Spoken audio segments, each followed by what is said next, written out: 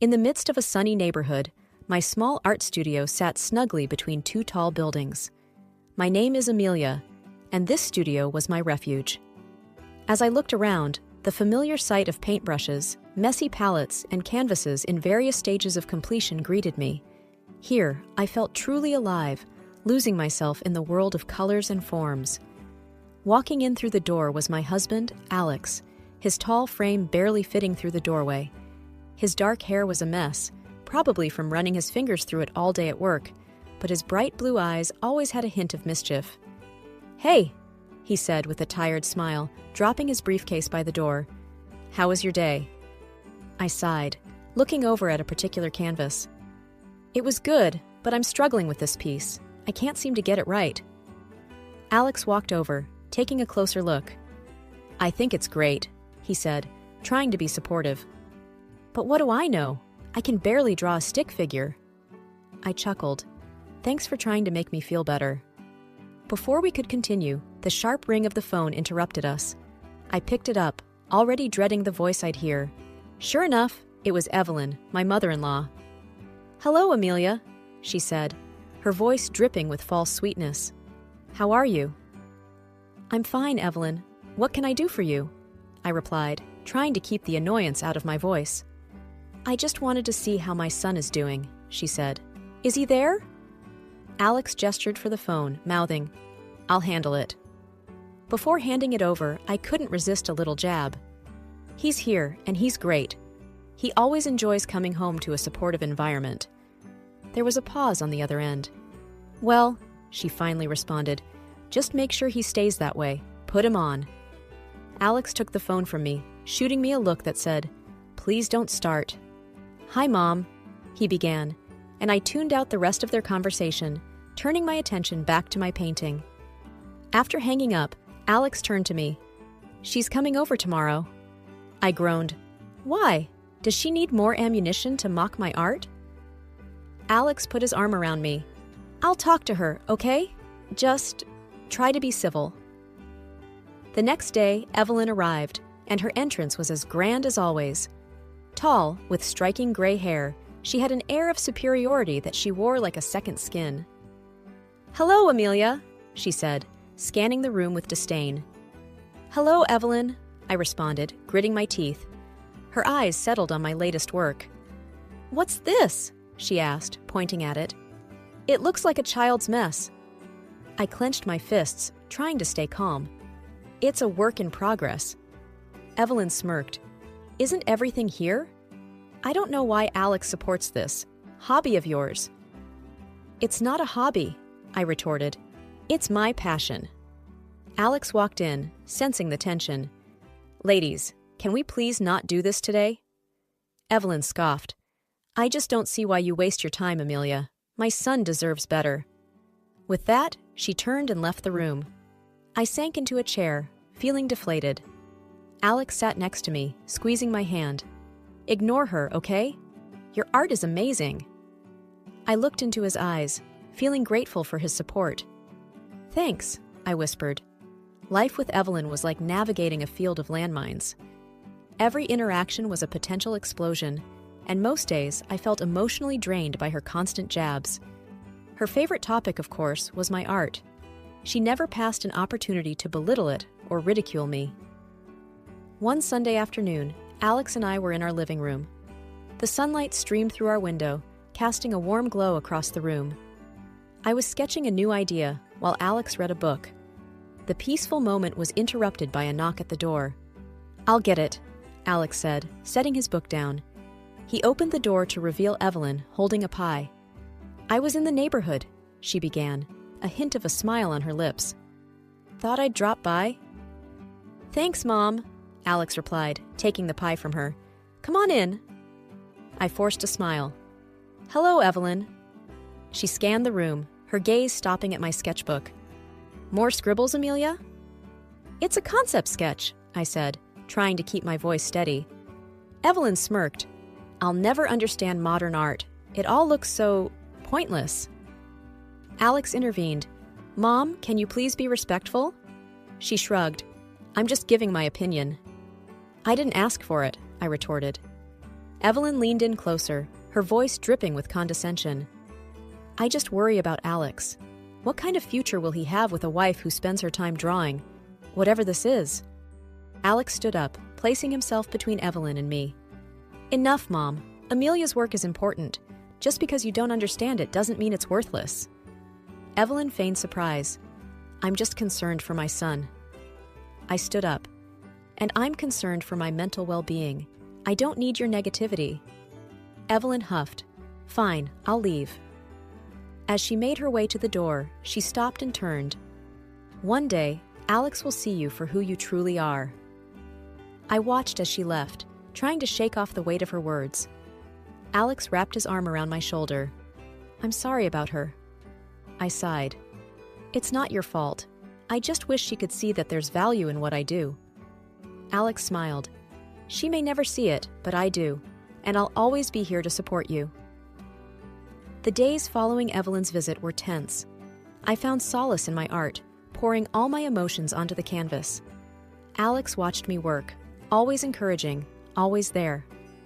One evening, as the sun began to set, painting our room in hues of gold and crimson, my phone buzzed on the table. An unknown number flashed across the screen. Picking it up, I hesitated for a moment. Hello? The voice on the other end was soft and pleasant. Is this Amelia? Yes, speaking. Hello, Amelia. My name is Rebecca. I'm with the Ashton Art Gallery. We came across your work online and are very impressed. I blinked in surprise. The Ashton Art Gallery was one of the premier spots for modern art in the city. Really? Was all I could manage. Rebecca chuckled. Yes, really. We'd like to meet and discuss a potential exhibition. A wave of emotion washed over me. I'd love to. Great, Rebecca continued. How about this Friday at 3 p.m.? That works for me. Perfect. See you then. And Amelia, keep doing what you're doing. Your art is truly special. Hanging up, I turned to Alex, my face beaming. You won't believe who that was. He looked up, curious. Who? The Ashton Art Gallery. They want to discuss an exhibition for my paintings. Alex's eyes widened in surprise, and he pulled me into a hug. That's amazing. I knew they'd notice your talent. I laughed. I still can't believe it. He pulled back, his face serious. You deserve this, Amelia. Don't let anyone tell you otherwise. The news was like a shot of energy. I spent the next few days preparing, researching the gallery, and planning which pieces to discuss. The day of the meeting arrived, and I dressed carefully, choosing a simple but professional outfit. As I was about to leave, the phone rang again. Hesitating for a moment, I answered, Hello? It was Evelyn. Amelia, she began, her tone different than usual, almost jealous. I heard about the gallery. I was taken aback. Yes, it's true, she scoffed. We'll see how long that lasts. Resisting the urge to snap back, I replied calmly, Thanks for the encouragement, Evelyn. She hung up without another word. Alex walked over, hearing the tail end of the conversation. Don't let her get to you. Today's your day. I nodded, taking a deep breath. You're right. Let's go. Walking into the Ashton Art Gallery, I was taken aback by its sheer grandeur. Walls adorned with vibrant paintings, sculptures strategically placed, and the subtle hum of quiet conversations filled the air. Rebecca, a tall woman with short, curly hair, greeted us with a warm smile. Amelia, so good to meet you, she said, extending her hand.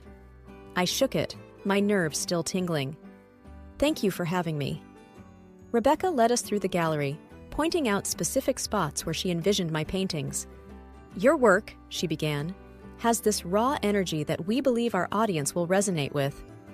I looked at Alex, who gave me an encouraging nod. Thank you, Rebecca. That means a lot. She smiled. Now, let's discuss the specifics. We were thinking of dedicating an entire section to your work for the upcoming exhibit. That sounds incredible, I replied. Rebecca handed me a folder. Here's a layout of the gallery and a tentative schedule. We need your pieces here by next month. I flipped through the pages, trying to mask my excitement. This is thorough. I'll get started right away. The rest of the meeting was a whirlwind of discussions, from lighting preferences to wall colors. By the end, my head was spinning, but in the best possible way. As Alex and I walked back to our car, he turned to me, his eyes gleaming. "You did it!" I laughed. "We did it. I couldn't have done this without you." He grinned. "Now comes the hard part, selecting and preparing your pieces." Over the next few weeks, our apartment turned into a hive of activity. I was in a zone, finalizing paintings, choosing frames, and coordinating with the gallery. Every surface was covered with art supplies and sketches. One evening, while I was working on a particularly intricate piece, the doorbell rang. Alex went to answer it, and moments later, he returned with a familiar face. "Evelyn," I said, surprised. She looked around, taking in the chaos. "So, this is what preparation looks like." I hesitated for a moment, then replied, "Yes, it's a lot of work." Evelyn's eyes landed on a painting I had just finished. "This one's different." I walked over. "It's a new direction I'm trying." She studied it for a moment, her expression unreadable. Interesting." Before I could respond, Alex intervened. "Mom, why are you here?" Evelyn sighed. "I wanted to see what all the fuss was about." I took a deep breath. "I'm proud of my work, Evelyn." She nodded. "It's evident. Well, I should be going." As she left, I felt a mix of emotions. While it wasn't praise, Evelyn's visit wasn't as confrontational as our previous encounters. Alex wrapped his arm around me. "She's trying, in her own way." I smiled weakly. Let's hope. The days flew by, and soon it was time to move the paintings to the gallery. With each piece I packed, I felt a combination of excitement and anxiety. "This is it," I whispered to Alex as we loaded the last painting into the van. He squeezed my hand. "You're ready, and I can't wait for the world to see your brilliance." The day before the exhibition was a blur of activity. The gallery was bustling with staff setting up lighting, positioning paintings, and ensuring everything was perfect. Alex and I arrived early, watching in awe as my artwork was given prime positioning.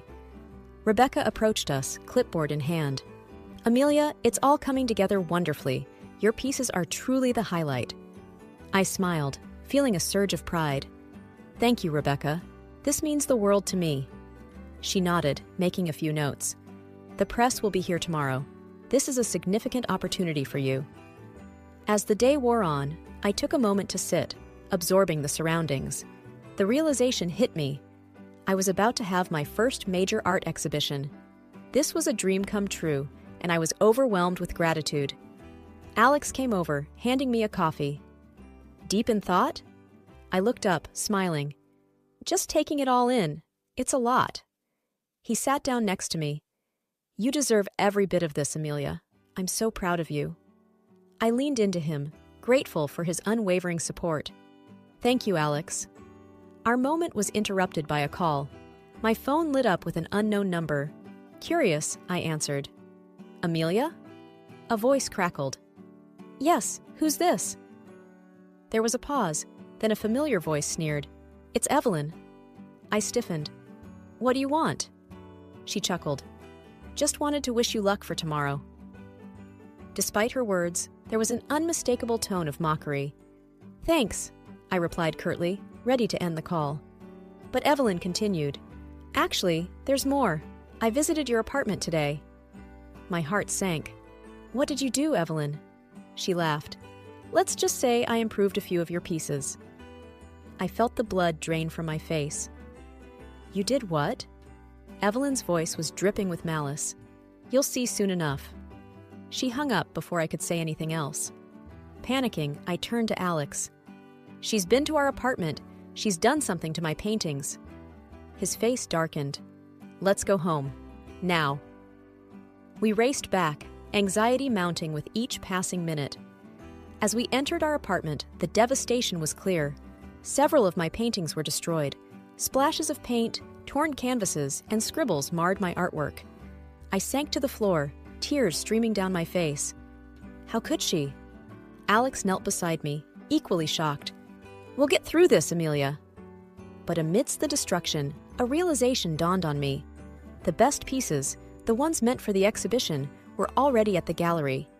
Evelyn had ruined some paintings, yes, but not the ones for the exhibition. A plan formed in my mind. Wiping away my tears, I looked up at Alex. She thinks she's won, but she hasn't. We have an exhibition tomorrow, and it will be a success. He nodded, determination in his eyes. You're right. Let's focus on that. The day of the exhibition had arrived. I was nervous, but the events of the previous day had given me a newfound determination. Alex looked at me, offering a comforting smile. You ready for this? I took a deep breath. As ready as I'll ever be. The gallery was soon teeming with visitors. Reporters, art enthusiasts, and curious onlookers walked around, admiring the pieces. The positive murmurs and odd expressions of the crowd boosted my confidence. Rebecca approached, her face glowing with excitement. Amelia, this is beyond expectation. The response is phenomenal. I grinned. Thank you, Rebecca. It's all thanks to your support. As the day progressed, I was pleasantly surprised to see many familiar faces. Friends, family, and even a few old colleagues came by to show their support. Midway through the exhibition, an elegantly dressed man approached me. Amelia, I'm Charles. I've heard so much about your work, and I must say, it's even better in person. I blushed. Thank you, Charles. He looked around, his gaze settling on a particularly vibrant piece. This one, I'd like to purchase it. I was taken aback. Really? Charles nodded. Absolutely, and not just this one. I'd like to buy a few more. I was elated, hardly believing my luck. Alex joined us, equally thrilled. This is incredible, Amelia. As we finalized the details with Charles, there was a commotion at the entrance. Evelyn had arrived, smugness evident on her face. She walked over, her eyes scanning the gallery. So, this is your big day? I met her gaze evenly. Yes, Evelyn, and it's going better than I could have hoped. She smirked. I see. Well, enjoy it while it lasts. Just as I was about to reply, Charles interjected. You must be the infamous Evelyn. I've heard a lot about you. Evelyn looked him up and down. And who might you be? Charles extended his hand. Charles Montgomery. I've just purchased some of Amelia's artwork. Evelyn's smugness faded, replaced by surprise. You bought these? Charles nodded. Yes, and I must say, they're some of the best pieces I've seen in a long time. Evelyn was at a loss for words. The realization that someone of Charles's stature admired my work was a hard pill to swallow. I decided it was time to turn the tables. Evelyn, remember those paintings you improved at our apartment? She raised an eyebrow. What about them? I smiled. Charles bought those too. Charles added, and I intend to press charges for the damage to my property. Evelyn paled, her confidence shattered. You can't be serious. Charles looked at her sternly. I am. I value art, and what you did was criminal. Evelyn looked like she was about to crumble. I didn't know. I stepped forward. Now you do. Maybe you'll think twice before meddling in others' lives. After the whirlwind of Evelyn's confrontation, the gallery buzzed even more. I had to take a moment to breathe and center myself. The sheer number of people attending and the success of the sales was mind-boggling. Alex came up behind me, wrapping his arms around my waist. How are you holding up? I leaned into his embrace. Better than I thought. But God, Alex, the sheer number of people. He chuckled. They're here for you. All for you. Rebecca sidled up next to us, a glass of champagne in hand. You two are the stars tonight. And Amelia, the critics are raving. Taking a sip of her drink, she continued. I've had 3 other gallery owners approach me already, asking about you. The next big thing, they said. I blinked in surprise, struggling to process the information. Really? She nodded, her eyes twinkling. Really, prepare yourself for a lot more attention after tonight. A familiar voice called out, There's the artist of the evening! I turned to see my old college friend, Lisa, striding over with a big smile on her face. Pulling me into a hug, she said, I always knew you'd make it big, Amy. I laughed. It's still Amelia to you, But thank you, Lisa. It's been too long. As the night wore on, I chatted with countless visitors, some who knew about art, some who didn't, and some who just came to show their support. Each interaction was a reminder of the journey I had taken to get here. Around midnight, the crowd began to thin. The gallery's lights dimmed slightly, casting a warm, ambient glow over the remaining guests. That's when I noticed a familiar face standing by one of my paintings, studying it intently. Uncle Richard? I approached hesitantly. We hadn't spoken in years. He turned to me, his eyes slightly moist. Hello, Amelia. It's been a while. Not knowing what to say, I simply replied, Yes, it has. He looked back at the painting, a piece I had done of our old family home. This takes me back, he murmured. We talked for a long time, reminiscing about old times and catching up on new ones. The rift that had formed in our family after a dispute over inheritance had kept us apart. But that night, in front of my artwork, barriers were broken. By the time the gallery closed, my feet were sore and my voice was hoarse. But the joy in my heart was unparalleled. Alex, ever the doting husband, carried some of my stuff as we headed out. As we drove home, he glanced over at me. You did it, Amelia. You proved them all wrong. I leaned my head against the window, the city lights streaming past. It's just the beginning, Alex. Just the beginning. The sun filtered through the curtains as I sipped my morning coffee. Last night's exhibition success still buzzed in my mind, and the feeling of satisfaction lingered. Alex was reading the morning paper when the phone rang. Picking up, I was met with a familiar, shaky voice. Amelia, it's Evelyn. My guard went up immediately. What do you want? To apologize, she began, desperation evident in her voice. I've seen the error of my ways, especially after the success of your exhibition. Why now, after everything? I asked, my voice icy. The buyer of the paintings has filed a lawsuit. It's substantial. I was hoping if maybe you could talk to him, persuade him to drop the charges. She was almost pleading. I took a deep breath. You expect me to bail you out after everything you've done? I'm genuinely sorry, she insisted. That might be, but actions have consequences, Evelyn, I responded coldly. Please, Amelia, think about it, she urged, before I ended the call. Days later, the court's decision came through. Evelyn was ordered to pay the full cost of the spoiled paintings and a hefty fine for property damage. The verdict didn't surprise me. She had openly admitted to the act, after all. Word reached me that Evelyn had tried to appeal for leniency, but to no avail. The damage was done. Soon after, Evelyn ceased all communications with me. The silence was, in many ways, a relief. With her out of the picture, my life regained its balance. My career flourished, and Alex and I continued to strengthen our bond. The ordeal with Evelyn was a harsh reminder that life was filled with challenges, but also that every cloud had a silver lining. Sometimes, justice did prevail. All right, everyone's presentations are done, Nick, the manager, said as he tried to move the discussion forward. Excuse me, I haven't. I recently found out something. Nick interrupted me and began to speak. There's apparently someone in this department who didn't graduate high school and is just a part-timer.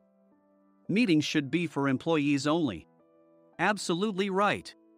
His lackey, Mike, of course, agreed with Nick. I'm leaving. After leaving the meeting room, I started to shut down my computer. I noticed that an email had arrived, not in my personal inbox, but in the company's shared email.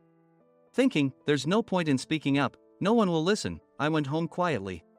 The next day, I heard a commotion from Nick's desk. He was staring at his computer screen, his face pale. Nick? Is something wrong? Mike looked at the screen with him. And he turned even paler than Nick. Why is he so angry? Knowing the reason for Mike's distress, I thought to myself, serves them right. My name is Adam. My mother passed away when I was in the 9th grade, and I was raised by my father. Well, you could hardly call it being raised. After my mother passed, my father changed. He drowned his sorrows in alcohol, and though he still went to work, he squandered our living expenses on horse racing. Because of that, I had to start working part-time as soon as I entered high school. Every month, I went to the convenience store with bills in hand that couldn't be auto-deducted from my father's account. Even though I endured it because I didn't want to be alone, I reached my limit in my second year of high school and dropped out. I found a live-in job at a distant inn. Thank you for everything. The day I left home, my father, still staring at the TV, spoke. Take care. That was our last conversation. Back then, 18 wasn't the age of majority, so I needed my father's permission to work, and I couldn't hide my place of employment. Yet, my father never visited me even once. I kept working just to survive, and before I knew it, I was 42. Years of hard work paid off, and I was transferred to the headquarters. I was thrilled to be recognized by the company, as I thought I'd be working in the field until retirement due to my lack of formal education. Listen up. Our work can change the future of our employees. Don't drag us down. On my first day after the transfer, Nick, dressed in an expensive suit, spoke sternly. There was a reason for this. Our inn was located in a prominent tourist destination, known so well that everyone in the state could sing its commercial jingle. At its peak, we had 5 locations within the state. But that was long ago. Due to financial difficulties and aging facilities, only the place where I had worked for many years and the original establishment remained. I was prepared to lose my job anytime, but now there was a glimmer of hope. With the rise of social media, the tourist area where the inn was located started gaining attention again. Depending on how hard the sales department, where I was transferred, worked, we could either thrive or be forced to give up this prime location to the new hotel chains continuously popping up. For Nick, who had switched careers from another industry to strengthen our sales, this was a battle he couldn't afford to lose. I understood why he had to be strict. I will do my best. Nick sneered at my enthusiastic declaration. Did you not hear what I said? I'm sorry. I thought I was listening carefully. Out of habit from years of customer service, I apologized reflexively, though I had no idea what had offended him. Someone was watching me with a smirk. In this department, there are those who are expected to excel and those who have been shoved here because they have nowhere else to go. You are the latter. It was Mike, the section chief. He's 7 years younger, at 35. But he was called to headquarters much earlier than I was and had been moving around within the headquarters ever since. I'm not jealous, but I can't accept that he's my boss. Graduating from a prestigious university, he has an unusually high pride and caused many problems as a newbie, making things very difficult for me when I was the front desk leader. When I found out Mike was transferred to the sales department a month before me, I was disheartened. Mike is right. With just a middle school diploma, there's not much you can do. Don't even think about achieving results. As if I didn't exist, Nick remarked, I'm thirsty. Mike eagerly ran to the coffee maker. It seems Mike is Nick's lackey. I regretted being happy about my transfer to headquarters, wishing I had stayed on site forever. Send a direct mail to every company on this list by the end of the day. Nick only assigned me tasks that even a new graduate could handle. What? There are over 1,000 companies. You want me to send to all of them by today? Yes, if you and your fellow misfits split the work, even those with nowhere else to go should finish by today. I glanced at the employees typing away expressionlessly. They were worn out from customer service, only thinking about leaving on time, or were women reassigned after having children, with zero motivation for work. Even Sam, a new graduate from the same university as Mike, who was supposed to be among the expected achievers, had no enthusiasm for the job, having joined the company wanting to do customer service. I don't care what they say, I plan to quit anytime, he said. Only Nick and Mike were highly motivated, making all the decisions between the two of them. I originally only wanted to work at the inn to survive and had no particular attachment to this job. I swallowed my words, thinking I had no right to reprimand them. About a month after the transfer, Nick told us with a frustrated look. To commemorate the 50th anniversary, we've decided to create a plan exclusive for one group per day. Originally, Mike and I were supposed to come up with it, but our president, Mr. Thompson, insists on hearing everyone's opinions. So, you all get a chance. As Nick explained, Mike began handing out prints. Make sure not to embarrass Nick.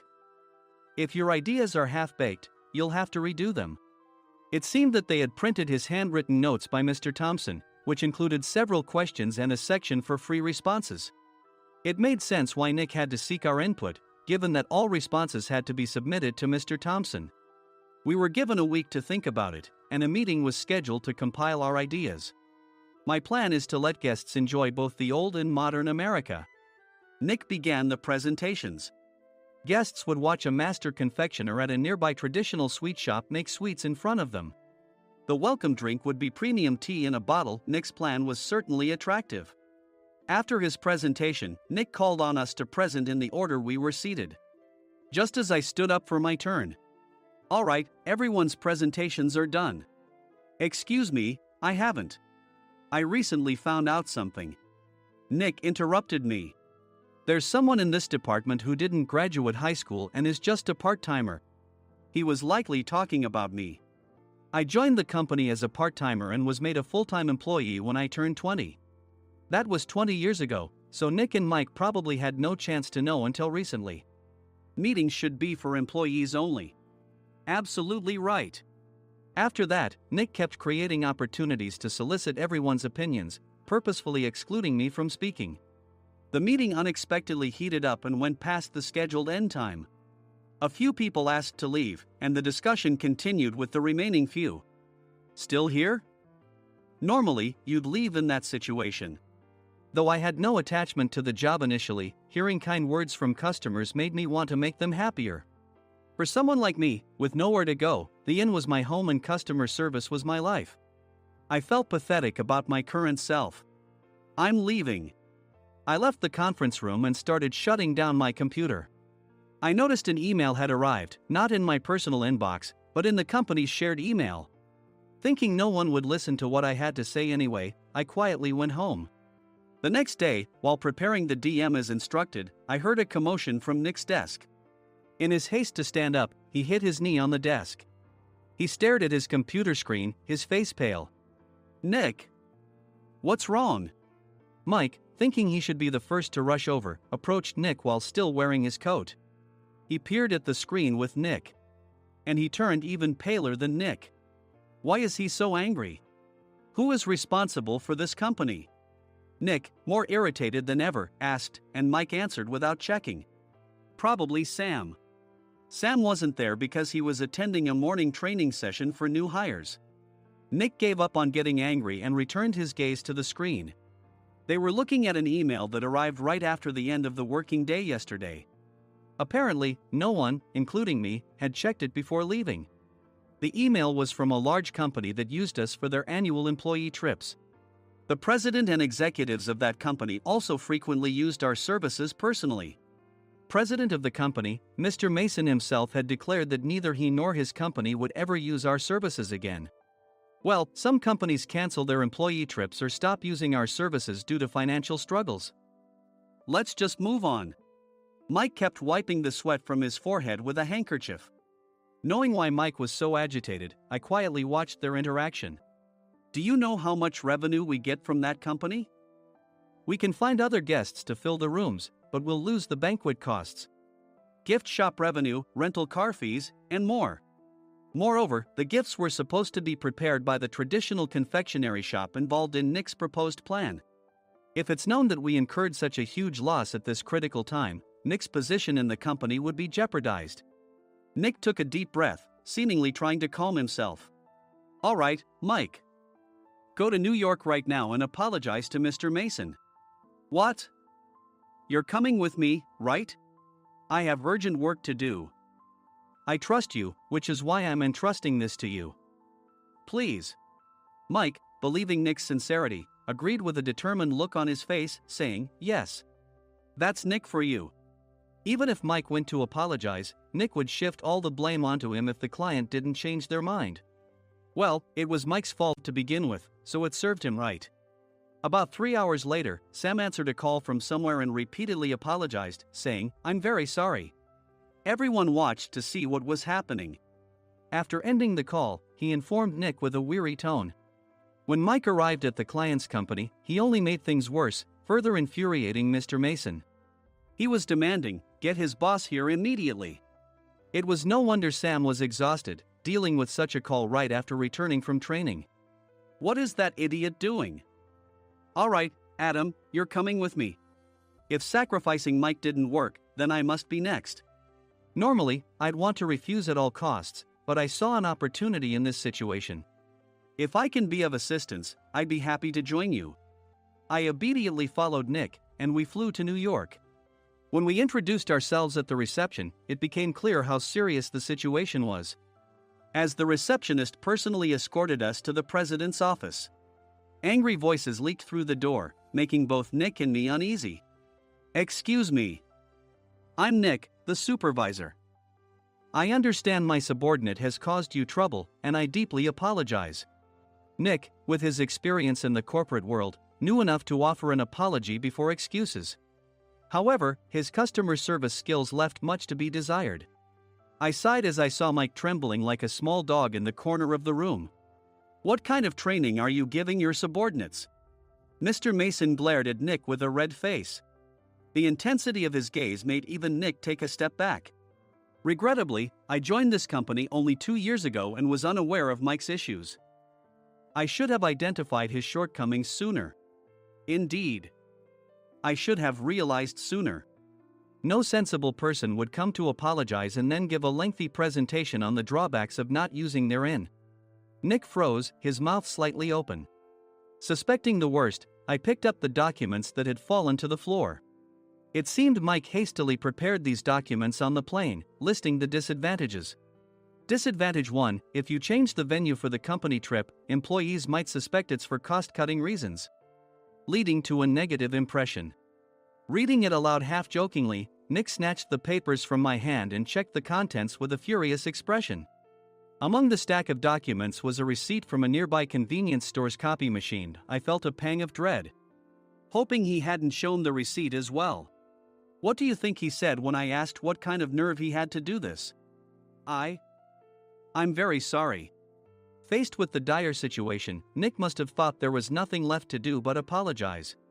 In a voice smaller than I'd ever heard from him, he uttered words of apology. He said, "I'm a Harvard graduate. I don't believe I said anything wrong." Mike! What have you done? Forgetting his plan to pin the blame on Mike, Nick yelled loudly, even in front of Mr. Mason. I didn't do anything wrong. You're still saying that? Look at him. Mike pointed at me with a shaking hand. I was assigned to headquarters in my 20s and now I'm a section chief. This guy only made it to headquarters at 42. Everything I've done proves I was right. So why are we losing the contract? Having said his piece, Mike collapsed to the floor. Of course. You were sent there because you had nowhere else to go. Mike never expected to hear such words from someone he looked down upon. He lunged at me, and Nick hurriedly stepped in to stop him. Mr. Thompson told me Mike is a quick thinker, and to take good care of him. There's no way he was pushed aside. Don't make things worse here. He didn't say quick thinker, he said only quick-witted, didn't he? I don't remember that part. I recalled the many troubles Mike caused when he was a newbie. When Mike was on the front line, his pride was so high that he never apologized to customers. Customer service, especially in our job, doesn't work alone. It brings both good and bad situations. If the front staff or housekeepers made mistakes, or the cleaning company didn't properly clean a room, one had to apologize to the customers regardless of personal fault. Mike, in such situations, would never apologize, insisting he wasn't at fault. This often angered customers, and as the front desk leader, I frequently had to apologize on his behalf. He caused complaints and disrupted operations, which is why he was quickly moved to headquarters. In departments where he didn't interact directly with customers, his quick thinking was beneficial and things went well. But it seemed his flaws were starting to show. Corporate reservations are supposed to be entered into the system by the sales representative. But a quick check yesterday revealed that more than 10 items were missing from the client's reservation. The handover document clearly stated what needed to be prepared. Why didn't you enter it into the system? Why do we have to give them special treatment? Filling rooms near the banquet hall, setting up all the food in advance. Specifying the brand of wine, they're too demanding. No wonder he always angered customers, I thought, feeling a headache coming on. Grouping them in rooms near the banquet hall is for our benefit too. It makes it easier for the staff to set up beds and serve breakfast since everyone's schedule is synchronized. As for the other requests, Mr. Mason suggested them to lighten our load. I didn't know that. Nick finally seemed to realize that Mike was the one who had angered the client. What did you say to them? I just told them we wouldn't give them special treatment anymore. We shouldn't waste effort on things that don't bring in money. I was utterly exasperated at his lack of understanding of customer service. Of course, we shouldn't comply with unreasonable demands. But carrying over successful practices from past stays makes customers feel remembered and enhances their experience. Good memories encourage repeat visits. That's part of our job. I looked down at Mike, who was sitting on the floor. In our job, nothing is a waste. Mr. Thompson likely moved you to the sales department, hoping you'd finally understand this. How do you think he feels now that you've failed to meet his expectations? Mike, tears in his eyes, fled the president's office. I was amazed he still hadn't apologized. You have it tough, Adam. It's okay, we're all employees of the same company. I deeply apologize for this disrespectful incident. Especially after all the care you've shown us. If it weren't for you, Adam, I really would have stopped staying here. When I heard you were moving to the sales department, I was willing to reconsider if you handled it. Seeing us talk so amicably, Nick's face contorted. Do you two know each other? Adam's service is excellent. I always requested him specifically. Normally, we don't accept specific staff requests, but we made an exception for Mr. Mason, adjusting my shifts accordingly. He had personally stayed at our hotel just before my transfer, and during casual conversation, I mentioned, I'm moving to the sales department soon. If I hadn't told him then, things could have been much worse. Please continue to take care of us. I look forward to it. On the return flight, Nick awkwardly offered me a can of beer. It's still working hours. Of course, I had no intention of forgiving him for a single beer. Nick might try to pin everything on Mike and avoid any consequences. While pondering this, a startling fact came to light. Nick, the tea bottles for the plan have arrived. I handed Nick a bottle labeled with our inn's name. They look good. What are you talking about? These are plastic bottles. I had assumed we would use the trendy, high-end bottling tea. But what arrived were ordinary plastic bottles of tea with customized labels. The only unique aspect was the label, which had the inn's name, making it look customized. Upon further investigation, I discovered that a substantial amount of money was set to be paid to the tea company. It was priced like bottling tea. Does this plastic bottle really cost $100 each? The tea inside is specially blended for us. The extra cost is for that. Wouldn't it be better to use another tea company? Or is there a specific reason we must use this one? As Nick continued to make excuses, I showed him a printed email. I informed the tea company's president, Mr. Mitchell, that we discovered irregular payments and he confessed. He said you two were high school classmates and planned to split the extra money.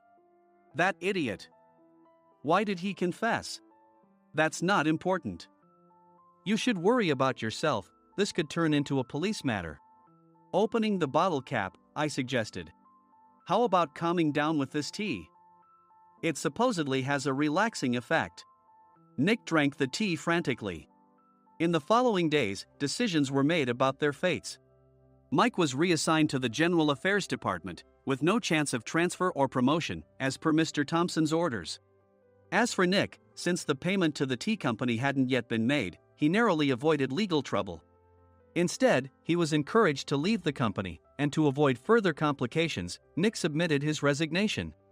Rumor has it that connections between HR departments have made it difficult for him to find new employment.